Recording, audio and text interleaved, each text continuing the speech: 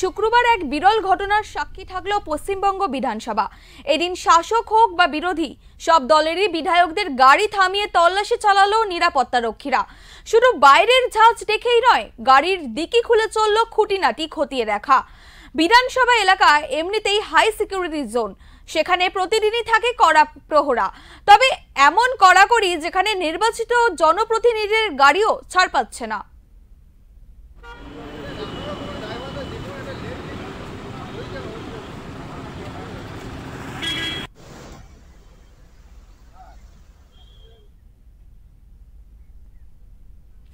কিন্তু হঠাৎ এই নিরাপত্তার আঁটোসাঁটো কেন? সরকারিভাবে বিধানসভার তরফে এখনো কোনো বিবৃতি মেলেনি। এদিন স্পিকারের সঙ্গে কথা বলতে বিধানসভায় এসেছিল শিক্ষক শিক্ষিকাদের অধিকার রক্ষা মঞ্চের এক প্রতিনিধি দল। তাহলে কি বিকাশ ভবনের অভিজ্ঞতা কাজ করেছিল? পুলিশ অবশ্য এই নিয়ে মুখ খোলেনি। তবে এই বিষয়ে তৃণমূল নেতা হুমায়ুন কবির জানান, বিধানসভার কেউ চক্রান্ত করতে পারে। এছাড়াও কি বললেন শুনুন।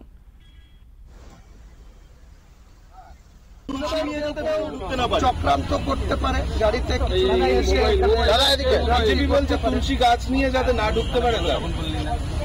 বিধানসভাটা তো তুলসী গাছের জন্য না, আর ঈদের নামাজ পড়ার জন্য না, কুরবানি করার জন্য না। বিধানসভাটা হচ্ছে হাউস।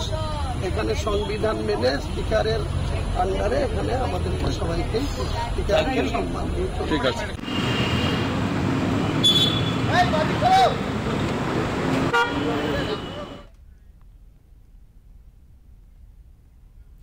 এই মুহূর্তে আমাদের সঙ্গে টেলিফোনে আছেন আমাদের প্রতিনিধি সঞ্জয় রায়চৌধুরী। এই বিষয়ে সবিস্তারিত জেনে নেব তার কাছ থেকে। আচ্ছা সঞ্জয়, বিধানসভায় এদিন হঠাৎ নিরাপত্তার বাড়াবাড়ি কেন? আজকে সকালবেলা যখন অধিবেশন শুরু হয়, অধিবেশন শুরু হওয়ার আগে যত বিধায়ক অর্থাৎ শাসক এবং বিরোধী দলের বিধায়কদের গাড়ি এক এক করে প্রবেশ করে অন্য দিনের মতো, এবং অধ্যক্ষেও আসেন, এবং প্রত্যেকের গাড়ি ডিকি এবং সামনের অংশ গেট খুলে পরীক্ষা করা হয় শাসক বিরোধী উভয়েরই। এর কারণ হিসেবে এক একজনের থেকে এক এক রকম মতামত উঠে আসছে। অর্থাৎ শাসক দলের কিছু নেতার বক্তব্য একরকম, প্রত্যক্ষদর্শীদের মতামত আরেক রকম, এবং বিরোধীদের মতামতও আরেক রকম পাওয়া গিয়েছে। এবং এর প্রকৃত কারণ এখনো জানা না গেলেও অনুমান করা হচ্ছে যে যারা মন্তব্য করছেন এই নিরাপত্তা নিয়ে, যেমন প্রত্যক্ষদর্শীরা বলছে হুমকি ফোন পেলে যেভাবে নিরাপত্তা ব্যবস্থা করা হয়, গ্রহণ করা হয়, সাধারণত সেই ধরনের আঁটোসাঁটো নিরাপত্তা কড়াকড়ি নির্দেশ এসছে স্পিকার বিমান বন্দ্যোপাধ্যায়ের কাছ থেকে। তাই হয়তো এই গল্প চলছে। এছাড়াও জল্পনার কেন্দ্রবিন্দু চাকরিহারা শিক্ষকদের আন্দোলন, তারা নতুন করে আবার শুরু করেছে। তারা আজকে বিধানসভায় প্রবেশ করেছিল, যদিও তাদের বিধানসভায় ভেতরে যেতে দেওয়া হয়নি, এবং তারা যাতে কোনো অপ্রীতিকর ঘটনা না ঘটাতে পারে সেই জন্য একটা কড়াকড়ি নিরাপত্তা ব্যবস্থা।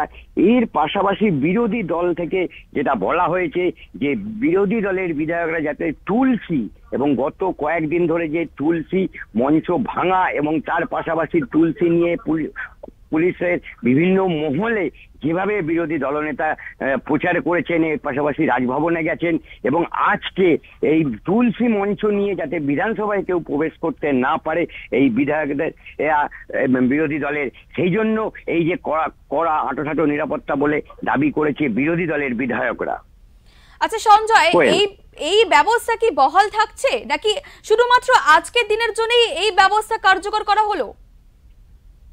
এবার এই বিষয়ে কিছু পুলিশের তরফ থেকে বা অধ্যক্ষের তরফ থেকে লিখিত বা মৌখিক কোনো আশ্বাস পাওয়া এখনো না গেলেও আশা করা হচ্ছে যে এই যে তল্লাশি ব্যবস্থা আজকে শুরু হয়েছে এর জের হয়তো আগামী কয়েকদিন থাকবে। যেহেতু একটা এই হিন্দুত্ব নিয়ে বিরোধী দল যেভাবে শুরু করেছে তাদের প্রতিবাদ, সে তার পক্ষান্তরে এর পাশাপাশি যেহেতু ওই এসএলএসটি যেহেতু শিক্ষকরা যেহেতু একটা ধর্নায় বসেছে, অতএব এইগুলো থাকার কারণ হেতু ও অবশ্যই আশা করা যাচ্ছে যে আগামী কয়েকদিন এবং পুলিশের নিরাপত্তা ব্যবস্থা যতদিন না তারা নিশ্চিত হচ্ছে যে এই ধরনের আর হবে না বা ঘটবে না, ততদিন পর্যন্ত হয়তো এই নিরাপত্তা চালিয়ে যাবে। এবং আগামীকাল শনিবার, রোববার, তারপরে সোমবার দিনকে জন্য তাকিয়ে থাকতে হবে যে এই যে কি অবস্থার মধ্যে থাকছে না থাকছে এই নিরাপত্তার ব্যবস্থা। অনেক ধন্যবাদ সঞ্জয় তোমায়। শুক্রবার বিকেলে এই নজিরবিহীন দৃশ্য দেখা গেল বিধানসভার সামনে। বিধায়কদের গাড়ি এবং অন্যান্য গাড়িগুলিতে এই অতিরিক্ত নজরদারির হিসাবে কোনো ব্যাখ্যা মেলেনি।